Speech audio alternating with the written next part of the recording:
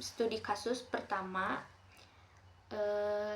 sebagai bagian dari pengurus masjid, saya akan mengadakan kegiatan yang dapat meningkatkan kesadaran religius dan spiritualnya dengan menggunakan kegiatan-kegiatan yang akan melibatkan masyarakat, seperti contohnya membuat program sadar sholat subuh berjamaah. Lalu dilanjutkan dengan kegiatan yang diberi nama Kasuja, di mana kegiatan ini merupakan kajian subuh 1 jam, lalu mengadakan program malam Jumat bersolawat. Yang ketiga, ada kajian khusus untuk Irma Ikatan Remaja Masjid pada hari Minggu. Yang kedua, untuk mendukung kesehatan rohani dan jasmaninya, saya akan mengadakan program untuk mengadakan tabligh akbar atau kajian khusus sekaligus kegiatan sosial. Pemeriksaan kesehatan bersama secara gratis untuk jamaah, dan senam bersama untuk kebugaran jasmaninya yang bisa dilakukan maksimal sebulan sekali oleh masyarakat sekitar. Yang ketiga, ada untuk mengembangkan kecerdasan emosional, intelektual, dan spiritual jamaah. Bisa menggunakan dengan emosional, mengadakan pengajian dengan pembahasan kajian tentang akhlak mulia, mengajarkan pentingnya bersabar dalam segala situasi, jujur, dan bertoleransi pada sesama masyarakat di lingkungannya. Yang kedua, intelektual, yaitu mengajarkan kajian ilmiah yang mengajarkan tentang membaca Al-Quran dan ilmu agama. Dengan adanya pembelajaran fikih dan sejarah Islamnya. Untuk spiritualnya, menyelenggarakan majelis zikir dan bermuhasabah untuk membantu masyarakat menghafal serta memahami kandungan dalam Al-Quran. Dengan ini, masjid akan menjadi pusat bagi masyarakat untuk lebih belajar dan memahami ilmu agama dan memiliki akhlak yang mulia. Yang keempat, yaitu membantu meningkatkan kesejahteraan ekonomi dengan cara mengadakan bazar atau pasar murah di halaman masjid, dengan menjual produk sendiri atau kerajinan hasil tangan sendiri yang diadakan tiap minggu atau sebulan sekali. Ini bisa dilakukan oleh Irma sebagai kegiatan positif di lingkungan masjid atau siapapun yang ikut serta. Dampak positif dari kegiatan ini adalah dapat membiasakan masyarakat untuk selalu sholat tepat waktu, belajar disiplin, dan meningkatkan hubungan silaturahmi dengan sesama masyarakat dan tetangga. Kajian rutin remaja masjid juga memberikan dampak positif dari lingkungan yang mendukung pembelajaran agama Islam dan mempererat tali persaudaraan antara masyarakat.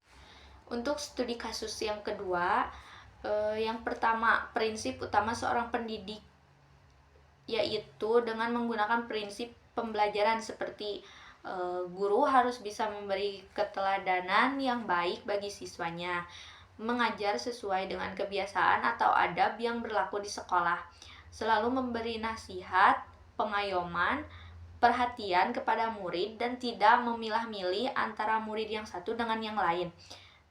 Apabila siswa melakukan kesalahan, harus memberikan hukuman yang sesuai dan kebijakan juga tidak berlebihan.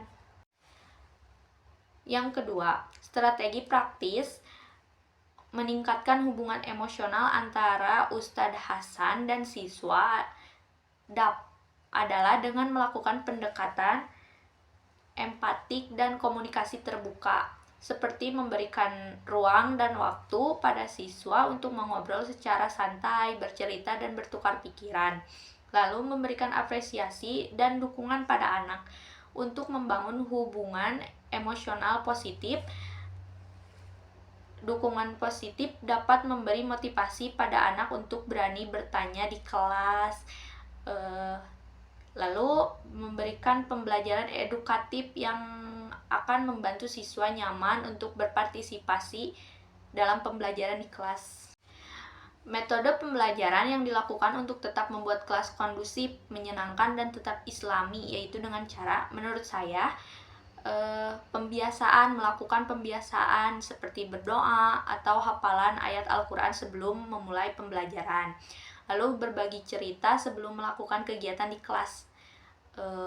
Yang ketiga, memberikan tanya jawab antara guru dan murid atau berdiskusi antara teman sebangku atau dengan teman lainnya.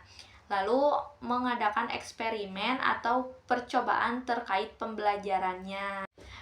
Metode pembelajaran ini juga memberikan dampak positif untuk membangun kebiasaan yang positif dengan selalu melakukan pembiasaan berdoa dan hafalan surat pendek di kelas.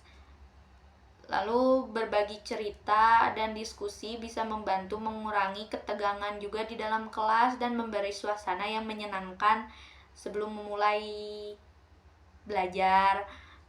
Juga memberi interaksi yang aktif antara guru dan siswanya.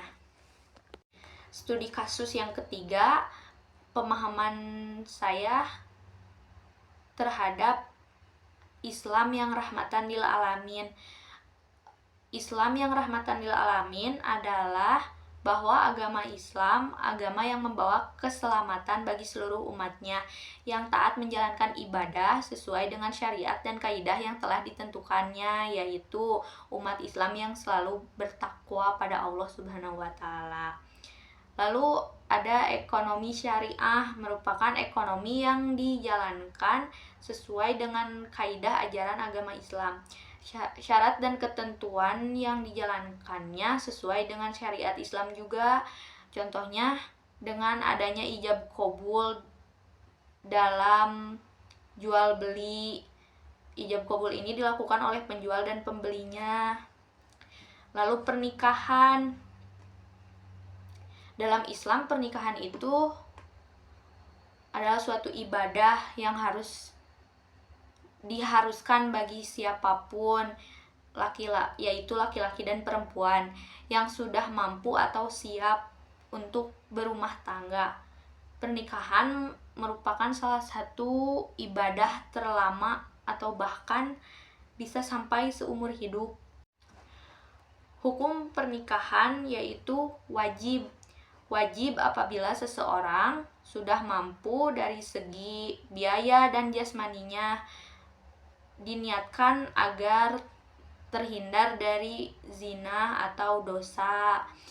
Terus pernikahan juga bisa menjadi sunnah apabila seseorang sudah siap dari umurnya, tetapi dari segi materinya dia belum mampu untuk membiayai keluarganya dan hanya bisa mampu untuk biaya hidup saja. Pernikahan juga bisa haram jika seseorang akan menzolimi atau membahayakan pasangannya seperti tidak dapat memenuhi kebutuhan lahiriah dan batiniahnya. Pernikahan juga bisa menjadi makruh apabila seseorang tidak menginginkan pernikahan dan tidak memiliki kemampuan untuk menafkahi istri dan keluarganya. Pernikahan juga bisa bersifat zaij atau mubah jika seseorang tidak cemas terjerumus kepada zina atau membahayakan pasangannya jika tidak menikah. Sekian presentasi dari saya. Maaf jika ada banyak kesalahan. Terima kasih. Wassalamualaikum warahmatullahi wabarakatuh.